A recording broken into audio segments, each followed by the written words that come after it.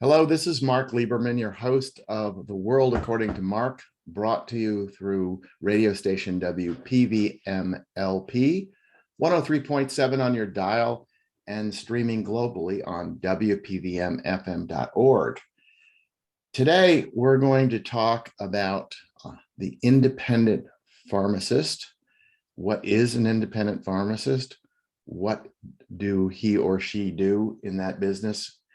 And it just so happens that we have an independent pharmacist. I want to welcome Taylor Jones from Healthridge Pharmacy to the show today. Taylor, thanks for being on the show. Thank you, Mark. Thanks for having me. So those of you who are going to be able to see this on Facebook will see Mr. Jones's grand office with all the mahogany paneling and a lot of books. But I'm actually just kidding because there's some metal shelving in the background and a lot of boxes.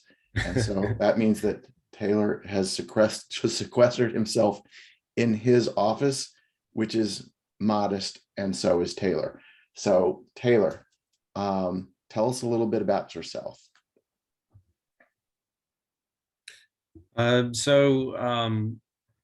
I'm from Winston-Salem, North Carolina, originally, just kind of outside of town.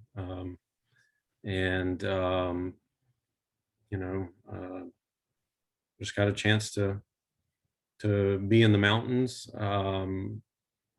as part of my last year of pharmacy school, training to be a pharmacist. Went to Chapel Hill. They sent me up here despite what I preferred. And I was all the blessed for it. Didn't realize what I'd be missing when I came to the mountains, and so glad that I did, because I never wanted to leave. I met my wife up here, Jonna Monroe, and so we had to move away for a little while, as part of some of our first jobs, but got to move back, and very blessed to have this opportunity to be the owners of Healthridge Pharmacy now, and continue on what the founder of the pharmacy started back in 1997, and just practice good pharmacy and try to be here for our community and our patients.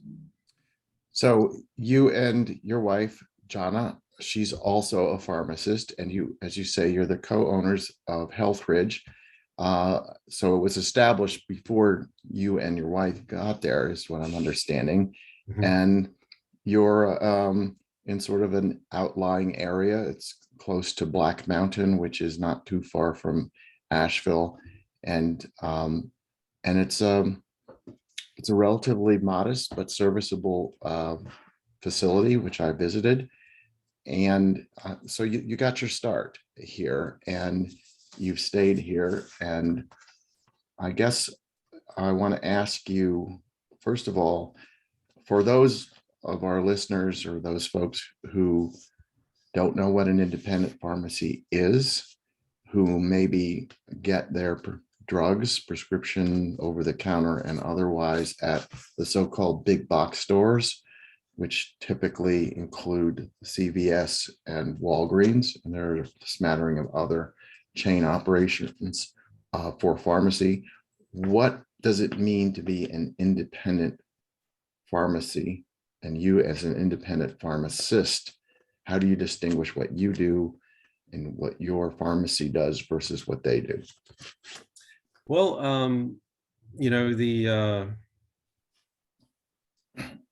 we can really offer basically everything and more that you might expect from a regular pharmacy section of a big box store or a chain pharmacy. We can fill all the same prescriptions as a regular chain pharmacy, and we can stock all of the same over the counter items and more. And so you're going to find our service to you as a patient from an independent pharmacy is going to be a whole different level. So I would I would challenge anybody who's interested in getting a prescription filled, and going to a place that may truly care about that prescription, about you as an individual and about your health. Go check out an independent pharmacy. You know, the reason the vast majority of pharmacists go into an independent setting is because we care about actually fulfilling our oath as a pharmacist. So when you graduate pharmacy school, you got a white coat ceremony and you have an oath, and it's to pardon the train out here. We're close to the railroad tracks, and so the oath that we take is to really to do what you think a pharmacist should do, and that's be there for you for questions about your medicine, you know, counseling, and making sure all the medicines agree with one another. What about interactions? So, and on top of that, an independent pharmacy is really just embedded in the community, typically, where we really get to know people. On average, an individual might see somewhere between they might see their physician 2 or 3 times in a year, maybe a lot more if there's a lot going on, but they'll see their pharmacist potentially 10 times, 12 times or more in a year. And that's even if you're getting 90-day supplies. I mean, usually we see people a lot, and we really get to know you, and we get to be here for you and be a part of your healthcare team. A pharmacist didn't go to all this training and get a doctorate degree these days to sit in a mail order pharmacy somewhere just scanning barcodes all day and mailing stuff to you. They didn't go to pharmacy school just to be running around, like a rabbit in a big box store and not having the time to talk to anybody. Um, I've worked at a big box store before as an intern pharmacist. So, and when I was there, I literally spoke to a patient for about 30 seconds about the prescription they were picking up, and counseling them about basic things that a student pharmacist might be able to do. And when I got done, I thought like, well, this person really needed that counseling about their blood pressure medicine or something, like, hey, when should I take it? Or what are the side effects? And when I got done, the manager told me, oh, you can't talk to him that long. You got to get him out. You got to get him through the drive through. We got to keep moving here. And that's what the big box stores have to do these days. The pharmacists there just don't have the staffing or the ability to talk to you as an individual, as a patient. And independent pharmacies, I mean, there's always busy times for everybody, but if you go see an independent pharmacy, and I would encourage everybody listening to do that, you just get a whole nother experience. Okay, so let's talk about this a little bit more in terms of, again, how you distinguish what you do and what independent pharmacists generally do. In today's world, consumers, patients, whatever, have a lot of choices, and you've alluded to them. I'm guessing, I wasn't sure what you were indicating in terms of numbers, but I'm guessing that most pharmacists today are employed in the big box stores as opposed to being independent pharmacists like you are, because there's a ton of CVS's, Walgreens, and whatever, and similar ones across the country. Plus, I suspect you would agree, or maybe you have a different slant on it, that the pharmacies that are located in grocery stores or in Walmart those are not truly independent. They're part of another corporate parent, essentially. So people make choices. You made a choice. You had an experience at a big box. How many years ago was that? It would have been 2012. Okay, so 2012 and 2022, it's not that long ago, but it seems as if there's been an acceleration of movement of the prescription business, the retail, to those stores. A lot of other pharmacies that were not independent were bought out, so there's more consolidation. Um, so things have changed even more since you worked there. So, well, let Mhm. me ask you another question. You mentioned a doctorate. So what is the training that a pharmacist has to undergo in order to be a pharmacist? You're a PharmD, I think, which is just the nature of your degree, or explain that a bit. Yeah, so maybe about 20 years ago, it became the requirement to have a doctor of pharmacy degree in order to become a new licensed pharmacist. You have boards, you have a law exam, you get licensed by a state, um, and that happened about 20 years ago. And so the training is now 4 years after most programs are 4 years after you get into pharmacy school. Um, And is that after and you've gotten your a bachelor's degree, bachelor's of science or bachelor's of art? So yeah, most people in pharmacy school have a bachelor's or higher. It's still possible, certainly, to matriculate without a prior degree.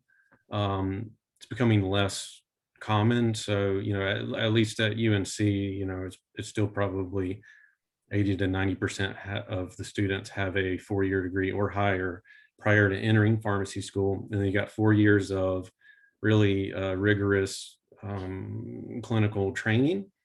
And so the vast majority of those 4 years are going to be spent learning drugs, learning what they do in the body, and it's all about the clinical side of pharmacy. You don't learn a whole lot. You could probably take an elective in some of the schools on, independent pharmacy, or like what is community pharmacy, which is really what people think of first whenever what's a pharmacist? So it's the person standing behind the counter at the drugstore. But there's also the whole hospital side. A lot of need there across the country for pharmacists. Lots of pharmacists employed it through health systems and hospitals.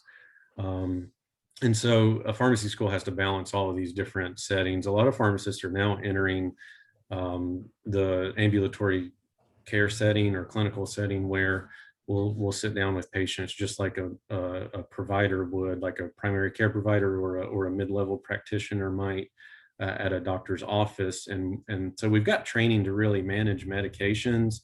We got 4 years of pharmacotherapy, and a lot of the other medical providers or specialists only get about 6 months of pharmacotherapy training.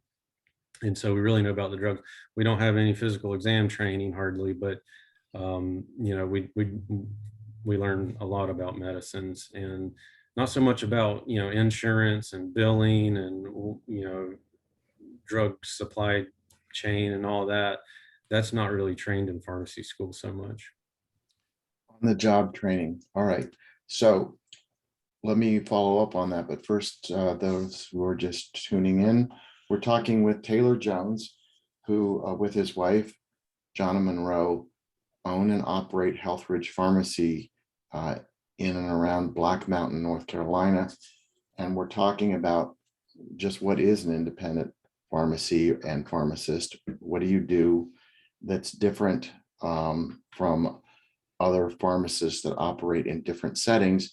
And you just explained again, you've got the big box, as we call them, CVS, Walgreens. You've got a pharmacist that work in hospitals that are there not to dispense drugs to the general public, but to hospital patients. A lot of other places in which pharmacists are practicing, and your training is extensive. Your potential, if you're competitive with most other pharmacists, as you said, Taylor, you're looking at approximately 8 years of formal academic training, and that doesn't include the internship, and you were in an internship program.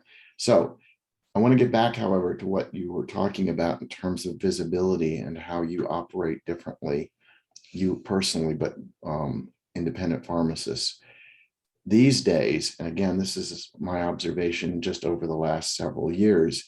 When a person goes to a pharmacy with a prescription that their physician has ordered, and it's only physicians and physician assistants and probably a couple others that can actually prescribe the drug based upon the diagnosis and treatment protocol. You go to, and let me apologize for a second and get my phone off. They go to a pharmacy, and I've gone to a pharmacy. Everybody's gone to a pharmacy, and you don't even see the pharmacist. I mean, the pharmacist is back there somewhere. I presume the pharmacist has to be there in order for, just to observe state licensing requirements. But you see a clerk who may have some training of some sort, but basically, after the prescription is dispensed, usually the first question, besides where's your credit card, or do you have insurance? It's probably the last question is, do you have a question for the pharmacist? And I'm guessing that, okay, do you have a question? Well, yeah, I have a lot of questions for the pharmacist. But the way things have been scaled, the larger chain stores they're not prepared to have a visible pharmacist who interacts directly with the patient, because they're just trying to move it in and move it out. And we've seen that in other segments of healthcare, not just pharmacy. Is that a true statement? Have I accurately depicted? Okay. Yeah. And the question is that okay? I mean, if lots of people are going to the pharmacy with a prescription and they hand it over, or the doctor calls it in, they get their drugs, they reach into their pockets and pull out, a credit card if their insurance isn't covering it. Why is that not good ultimately? Or why is that not preferable for many folks that are on prescription medications? I mean, they can talk to their doctor, who just the doctor says you should take 50 milligrams of such and such drugs twice a day, and I think that will cure whatever condition. Why is that not sort of sufficient in terms of the patient's care of him or herself and their understanding of what they need to do? It certainly could be sufficient. It depends on the situation. But a lot of times, as you alluded to, this trend of corporate medicine, where your doctor is now part of, there's less primary care practices or hospitals, for that matter, that are also independently owned. A lot of times they're part of some other large organization, Happen to Mission Hospital here, bought by a for-profit publicly traded entity, if I understand right.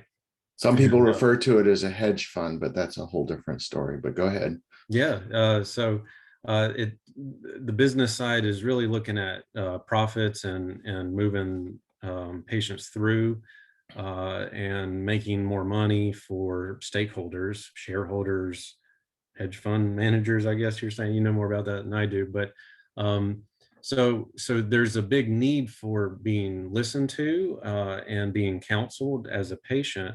Doctors are having to see more patients than ever in their regular doctor's office settings.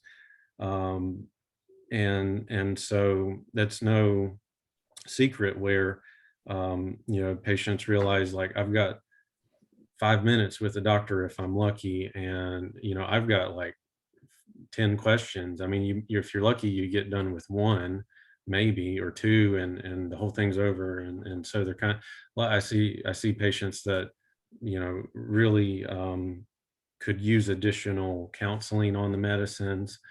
Um, there may be, of course, drug interaction situations where there may be multiple doctors that a patient sees their specialist. Drug therapies have only become way, way more complex over the years, and the number of caveats on what is the standard practice or best drug regimens. It's just getting more and more complex, and so while sometimes if it's a very straightforward situation, a patient may have hopefully gotten everything they need at their uh, appointment where the prescription was originated, written for. We still see it all the time where there's going to be additional questions, and that's what we're there for as pharmacists. And also, I mean, another segment of your question may be the the trust factor. Like, physicians typically are trusted. I certainly hope, if you have one, you trust them. But when you look at surveys amongst the general public, nursing's often the number one most trusted profession in the country, and pharmacists have been number two for some time. And the percentages of, do you trust your nurse or do you trust your pharmacist? They're much higher than many other professions, including the often the providers. And while I don't know if that should be the case, we still are viewed by the public as trustworthy and kind of a second opinion. And as an advocate, like, if somebody's wondering, like, was this drug really going to do to me? What is this COVID shot really going to do to me? I'm like, I've dispensed this 100,000 times by now, so I've talked to a lot of people about it, or I've given this shot 5,000 times, and here's what's probably going to happen. I think most medical providers are trustworthy, but again, for some reason, pharmacists are viewed even more so that way. Well, I'm going to posit the possibility that one of the reasons behind that is the amount of time, as you were talking earlier, that, not just time, but actually staring into the eyes of the customer patient and giving them your sense of things and your wisdom. And I'm talking about independent pharmacists in general. If you have that kind of ability to have that kind of interaction, which feels personal, you're probably going to come away with a better sense that you've been heard and that your questions have been understood than if you're, again, in a physician's office, and all physicians are different, but a physician's office where you have a short amount of time, more time is spent typically taking your history and your weight and what you're allergic to and signing HIPAA requests and going through all that administrative paperwork, and only a small amount of time is spent where the doctor can interact with you. I'm guessing it's that personal feature you're talking about, which leads people to have a higher perception of the care they get from a pharmacist, and, as you said, nurses who are directly interacting with the patients. So again, I want to introduce Taylor Jones, pharmacy owner with his wife, Jonna, of Healthridge Pharmacy. We're talking about the business of being an independent pharmacist. I want to just mention before we get on to, I think, a key issue we want to discuss, which is the whole money trail here.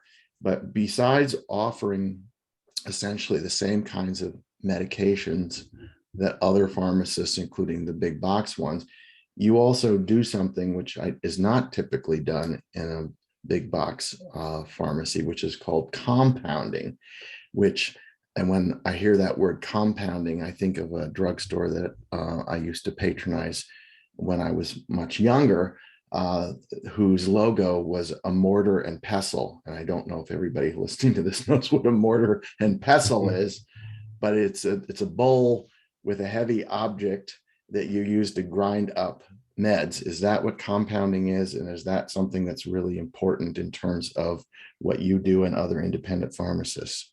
Yeah, so compounding is a component of our pharmacy, and a lot of independent pharmacies do compounding, but not all. Uh, we may be more willing to do them overall. You know, even maybe it's a easy to do compound like a magic mouthwash where um, you may or may not even need the mortar and pestle. Sometimes you still do. We do use those mortar and pestles on a regular basis in our compounding lab, though, and they are used on a daily basis across the country. Compounding is the you know the uh, very old school, like making it from scratch from uh, either powders or pulverizing tablets and making things, mixing them together. You know, going by formulas and science still. There's a whole medical, like a scholarly journal dedicated just to pharmacy compounding and best practices. And there's been a big push, rightfully so, for the past many years to make things, as far as compounding goes, better and a little bit more standardized across the country. But the cool part about compounding is it's totally customizable for you. Your prescription could be the, you know, one of a kind, literally, and your doctor could write for something that is not commercially manufactured in some, you know, manufacturing plant in another country that's like shipped to us.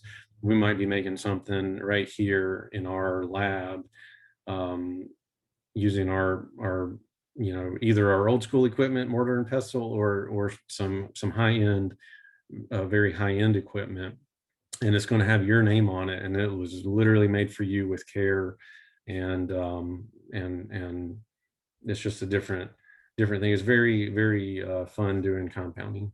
So, what kind of drugs, not to spend too much time on, but what kind of drugs would be the sort of thing that a patient might get or that you might prepare in the compounding method, as opposed to all the drugs which are already, in a tablet, in a gelatin pill or some other form that, as you say, is bought through a wholesaler who buys it through a pharmaceutical company.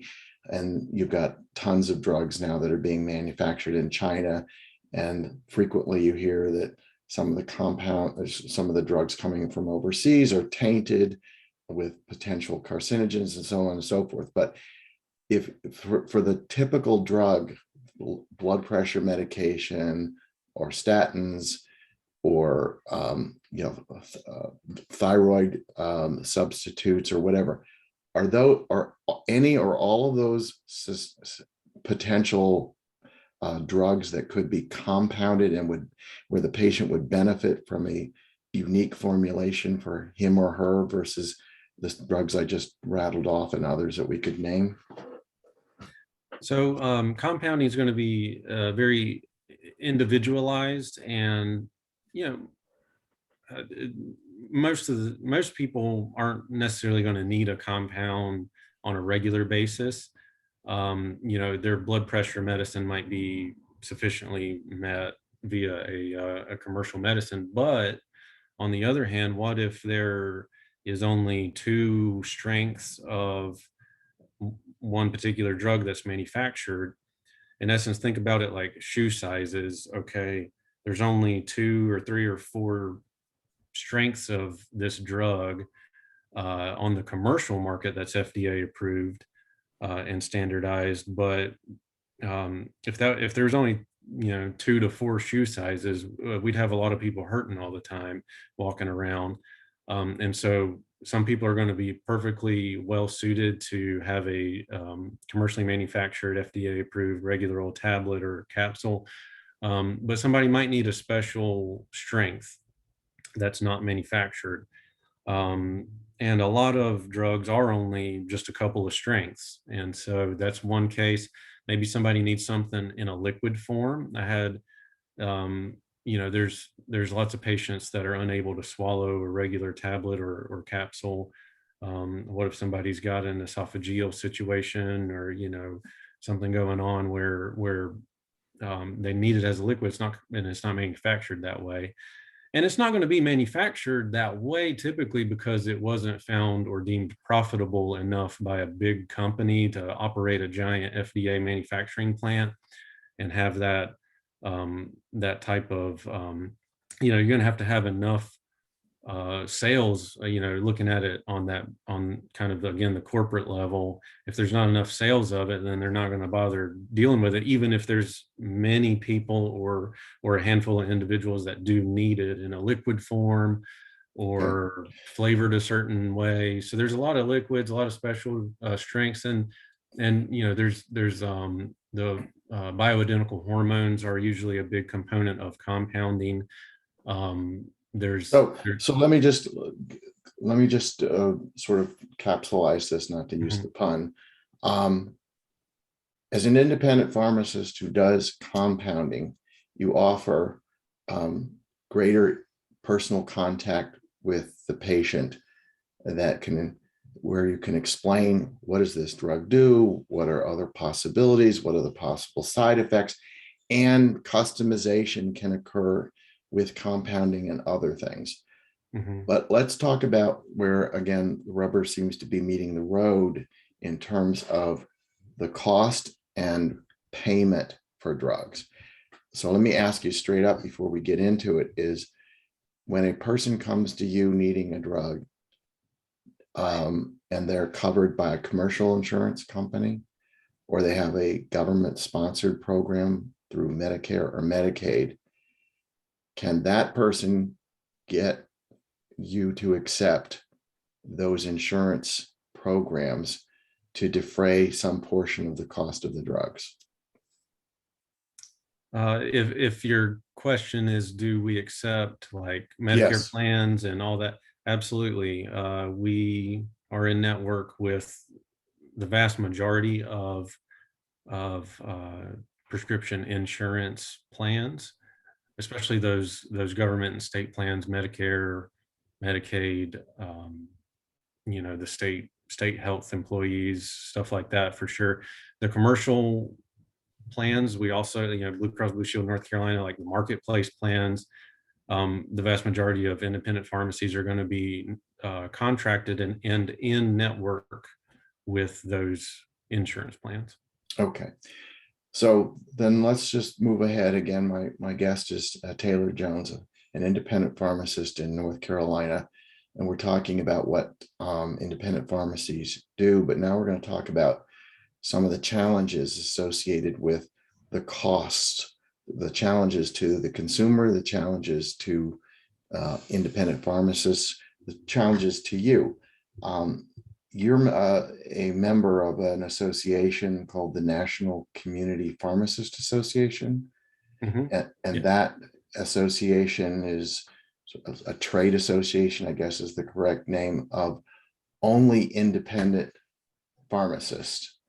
There are other trade associations for non-independent pharmacists, I'm guessing, and there's associations for the PBM, the pharmacy benefit managers. Now, there's a point in which there seems to be a collision of interests, and I'd like you to articulate that again from the standpoint that you're not a lawyer, you're not a lobbyist, you're not, in the bureaucracy of all that, but you have an understanding and you face the challenges of the way reimbursement, pricing, cost, and all the rest of that happens. So can you talk just generally about what are the challenges that you and other independent pharmacists are facing because of the way drugs are paid for in this country? Yes. So, uh, while we're in, an independent pharmacy can join a prescription insurance network. A lot of times those contracts or networks that the insurance companies allows you to be in are perhaps, of course, in the best interest of the insurance company, which may own their own mail order pharmacy or may be affiliated with a specific chain or flat out owned by and have the same exact vested interests of a chain pharmacy. And so there's a lot of anti-competitive practices that go on, and there's a lot of smoke and mirrors that ultimately hurts patients, and ultimately, from my chair or my counter, I'm usually standing all day. From where I stand, there can be tons of reasons why drugs might cost so much in this country, but the insurance companies, the PBMs, pharmacy benefit managers, are probably chief amongst the reasons why we pay 5 times more money, compared to another developed country for the same exact drug. Um, and so that really hurts patients, and literally causes people to go without their prescriptions, and maybe wind up in the hospital and end up having a really expensive hospital bill or cost because they've not been able to afford their medicine. Okay, so when we first talked about having on the show, I said we were not going to, sort of get it into the weeds, but we have to get into the weeds a little bit. I'm looking at the National Community Pharmacists Association's website and their discussion about drug prices, reimbursement, and focusing, frankly, on the PBMs. They say PBMs are classic middlemen who oversee the administration of drug programs for commercial, employer, and governmental health plans. They work for Medicare and Medicaid and the big private insurance companies. They don't provide health care. They're not doctors. They're not pharmacists. They don't invent life-saving drugs. Okay, so what do they do? According to this association, they decide what drugs can be covered. In order to be covered, they have to be in the plan. The drug makers, meaning the pharmaceutical companies, can and do provide rebates to the insurance companies, and the PBM takes its cut and then passes the rest on to the insurance company. None of that goes back to the consumer. And they go further in this article and say PBMs decide what pharmacies you can use. If your pharmacist wants to be in your plan, they must pay huge rebates down the line. PBMs decide whether you should use a mail or whether you must use a mail order pharmacy. And they decide how much to pay the pharmacist. Okay, those are some pretty bold proclamations, and I'm suspecting that you probably understand it that way at your level as the guy behind the counter that's interacting with the patients, but ultimately you've got to make a living. So you got to figure out how to get reimbursed or paid for what you do. But how do you see those statements essentially as from your point of view, again, as the independent pharmacist? Yeah, so the I mean, would it be shocking to hear, like, that the middleman, would make money on a prescription, make more money on the sale of a prescription than the provider of the prescription, the independent pharmacy or whatever pharmacy.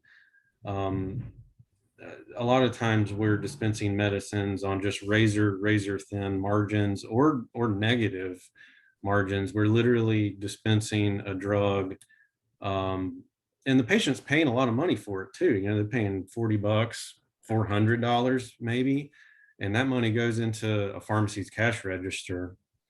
But after all the things that the pharmacy has to pay for, and then these fees that the PBMs assess, we literally lose money on that transaction. So it's like if you go to the Ford dealership and they really do sell you a car under their cost, or they let you drive off with it and give you $100 or something with it, and it's like, um, you know, it, maybe that happens somewhere, but in terms of car dealerships, but I can tell you it happens every day at a pharmacy. I'm talking about um, PBMs pay less than the cost of the drug in the bottle, not even counting the bottle, the label, the overhead, the labor, the pharmacist counseling you. Um, they're paying less than the cost of the drugs in the bottle. And the goal, there's an industry percentage of, the, if I remember it off the top of my head right, the goal percentage of number of prescriptions sold under cost is about 10%. So maybe about every one out of every 10 prescriptions, I'm paying more for that drug than the insurance company is paying me back for. And on top of that, there's going to be hidden fees. There's going to be retroactive fees that the PBMs assess later arbitrarily, and it's at their sole discretion to do that. And they might be, maybe I was going to make $5 off of this $500 brand name drug. That might have been my net profit, but then this fee comes in that's $50. And so the insurance company saying, I'll take that back, and it can be well after the fact. So it makes it a really challenging, it makes it a very challenging business environment. And that's kind of why there's organizations trying to shed light on some of these things. So let me just back you up again, because I think this is really important. Let's just take an example. First of all, let's say we were talking about oranges, or eggs, a dozen eggs. Okay, if you were selling eggs, you would go and buy the eggs from a farmer or from a co-op or whatever, and you'd know how much they cost. So it's $2, and you know what you feel like you can sell it for. Let's say it's $4. So somebody comes in, they want to buy a dozen eggs.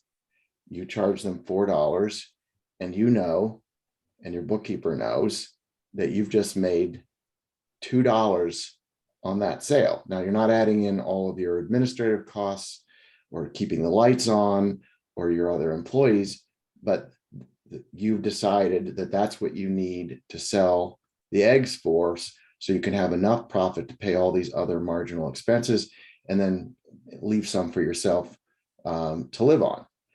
Now, what you're saying here with drugs is it's much different now. Somebody comes in and they have a drug that needs to be dispensed. Their doctor has ordered it. Let's say they have insurance. And under the insurance plan, and I guess you have your computers, you know what the plan, how they handle it. They say, okay, the patient has to pay $200 for a 90-day supply of drug X. Okay, so you collect from the patient $200, and you may know that your cost of that drug was maybe $250. So in your head, you say, I just made $50 off that drug.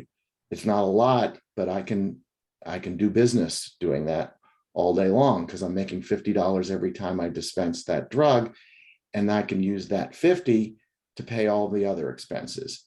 But there's interesting challenges. You're saying, but in reality, you may have not even made $50 on that, because somewhere after the patient has left the pharmacy, happily or not happily, taking the drugs, if that transaction is completed, you might get a notice or a dunning request or a charge back to you for that particular transaction, which might completely eradicate the so-called profit for the sale of that drug, so that instead of making $50, you might be losing $50. Is that what you're saying? Is that how it actually works on a day-to-day basis?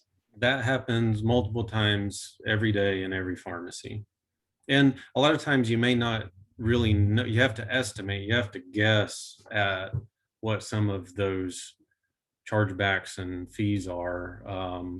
But yeah, I mean, it's amazing that any independent pharmacy is still in business when you look at the way that the money flows from insurance companies to pharmacies. Yeah. And so just carrying on from this, Taylor, is it's not like you can say in your head, um, the insurance company has told you that you have to pay what I think would be regarded as a co-payment of $250. It's not like you can say, I know I'm going to get done, so I'm really going to charge the patient $300. You can't do that No, because no. that's the arrangement that the patient has with the insurance company is that's the maximum amount, or that is the actual amount.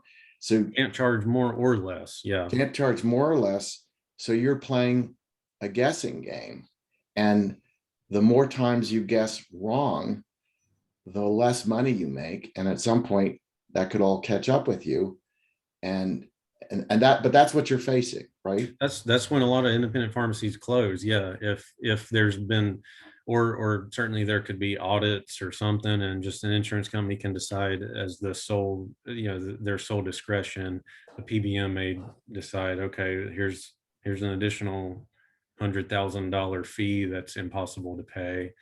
Um, and so that, yeah, I mean, a lot of times that's when a community may lose their independent pharmacy.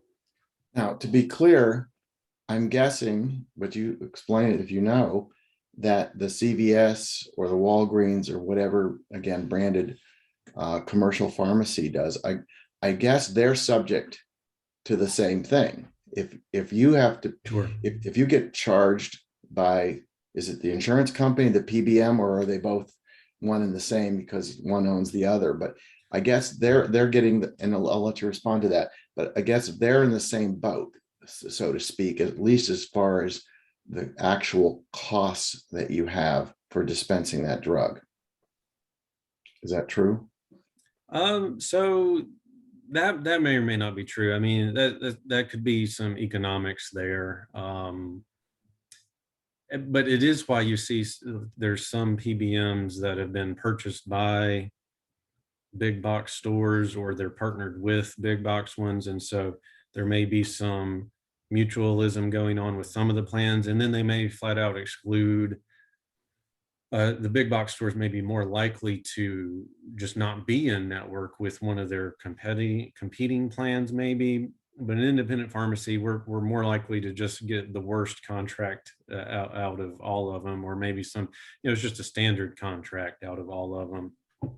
So what you're saying, Taylor, is that you obviously don't know what the contract is of any particular pharmacy with a PBM or insurance company. It could be similar to yours, or it could be different. But you're also saying that a big box place might have the discretion, because they're corporately owned and so on and so forth, to say, I don't want to do business with this particular outfit, PBM, insurance company, whatever, because I know I'm going to get charged back for cost of drugs, and I can do just as well by excluding them. But that, of course, has a negative impact on patients who may have that insurance program and they can't get the drug there. But what you're saying is, again, they have to play to some extent by the rules that say, you've got to, you have to be subject, you're subject to those pharmacies, your pharmacy, to these clawbacks of money, I'm going to call it, for want of a better word. But again, this is something we talked about earlier off air, is a big box pharmacy sells a bunch of other things. They actually sell eggs. They actually sell, liquor. They sell all kinds of other things that people might buy when they come to the pharmacy. So if the big box store loses money on particular drugs, or only breaks even, another way they can survive, compete, still generate profits, is by upcharging other items in the store that people might get, just because they have the convenience that they're in the store. Why not get the milk? Maybe it costs more than it does at the grocery store, but they're already there. Is that your sense of the economics of how that might work, if you know? Yeah, I'm not sure about all the, the big box economics. It's going to be a different animal. I do know that for an independent pharmacy to survive, yeah, we also have to um, have over the counter sales. That's kind of one of the terms that we use is if something's sold without a prescription in a pharmacy, it can be over the counter. um, that's something that is a more fair and more transparent um, sale. There's no third party or insurance company that is manipulating things behind the scenes, or that has to be, that's telling you what the price is. And so a lot of times our over the counter items that we do sell, yeah, we don't sell milk, but we do have some chickens at home. So we bring our eggs to work sometimes, but they're not for sale. But if there's a bumper crop of eggs, we might. But we do sell and compete with all of the traditional over the counter items, whether it's Tylenol or generic ibuprofen or whatever it is. And I think our prices are more competitive than some of the big box stores, unless unless you happen to catch their item on the buy two get 47 for free, or like, who needs that much? It's probably short dated. um, as far as again, the a fair price and good service, I think, an independent pharmacy, you can get all the traditional items at a real, when you think of vitamins, supplements, and toothpaste or whatever. And on top of that, you're going to be able to actually ask a pharmacist about, can I take ibuprofen with the other prescriptions that I get? You're going to have a harder time finding someone to answer that in a very professional manner when you go to a big box store. And forget about it if you're mail order. I mean, I don't even know what you'd do. You'd have to ask your doctor, which is great if you're at a mail order pharmacy. But and we all know doctors are very busy doing very important things and seeing 100 patients a day too. So I want to ask you another question, which I think would be on people's minds that are going to pharmacies, making decisions about, what pharmacy to use. And you've mentioned mail order now a couple of times. Um, Before we talk specifically about mail orders, there are a number of companies that advertise that you should use their coupon or use their card as a way of reducing the customer's cost of a prescription, presumably instead of insurance. And one of the more popular ones, there's dozens of them. I don't mean to necessarily single this one out, is Good RX. And there's another one called Single Care or something along those lines, heavily advertised. And what happens when a person comes to you to get a drug and they have insurance, and you tell them that under their plan, they're responsible for a lot of money? Do you ask them, or do they? I'm sure you have people that say, well, I have this Good RX card or this other ABC card. What do you do as an independent pharmacist with that information or that option? Uh, so again, this is where hopefully, being an independent pharmacist, we can deliver on that trust and transparency. It actually used to be, up until a few years ago, it used to be illegal for me to tell you what your insurance is paying, or what it would be out of pocket or something otherwise off of your insurance. There were gag clauses in these contracts. So maybe it wasn't technically illegal, but there were gag clauses in these insurance PBM contracts prohibiting that. Thankfully, that was taken care of, where we by lawmakers and regulatory agencies or whatever, where we can actually say, all right, your insurance is literally paying $0 and they're making your copay really high.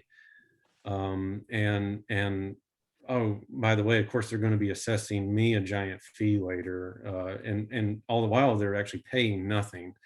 And so, yeah, of course, we could use um, let's say we've got an in-house discount program that we use that is going to give you a really competitive out-of-pocket price that may be way less than your insurance. Now, when you want to look at like another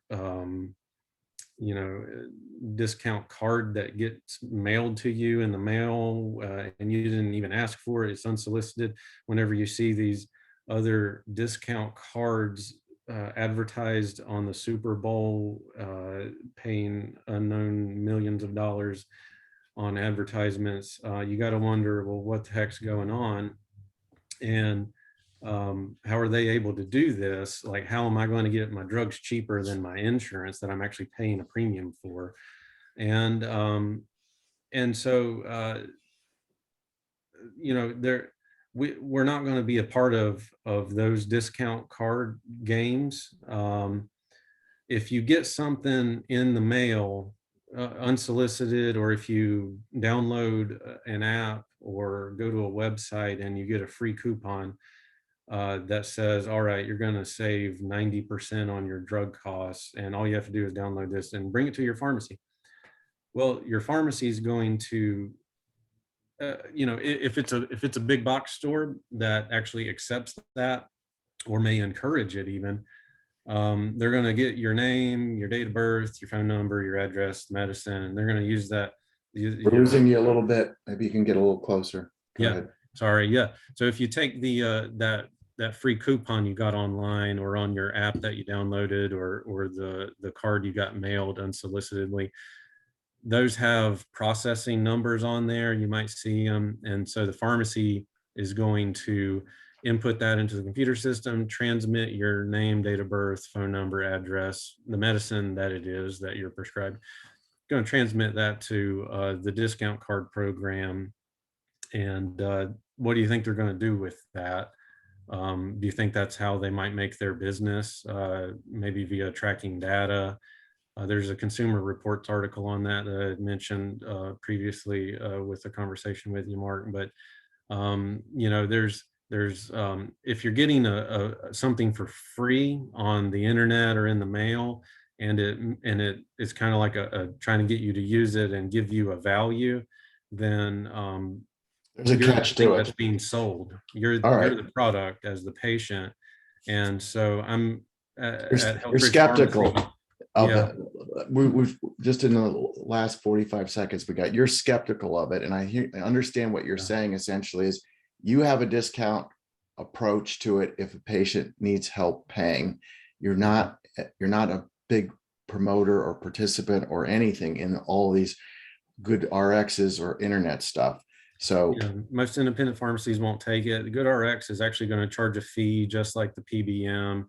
They're okay. really not going to solve all. They provide something to people, and maybe they've done something good if you are dealing with big box stores. But again, if you come to an independent pharmacy, you don't have to play those games. Okay. Just today, this is a real life example. I had a prescription that the insurance was the copay on their insurance was $168.69. I've got it right here. And we were able to not do that and bring it down to $28. Okay. And that happened today. We do that on a regular basis if we see somebody that's kind of getting taken advantage of. Okay. And yeah. Well, let's just do this. I'd like to have you back on the show. We have a lot we didn't cover. I didn't ask you a lot of legislative legal questions, but I want to again thank Taylor for being on the show today. Taylor and his wife operate Healthridge Pharmacy. You've given us a perspective of things from the standpoint of the independent pharmacist. Great information, and I hope people will get some valuable insight on this. Thanks, Taylor, for being on the show. Thank you.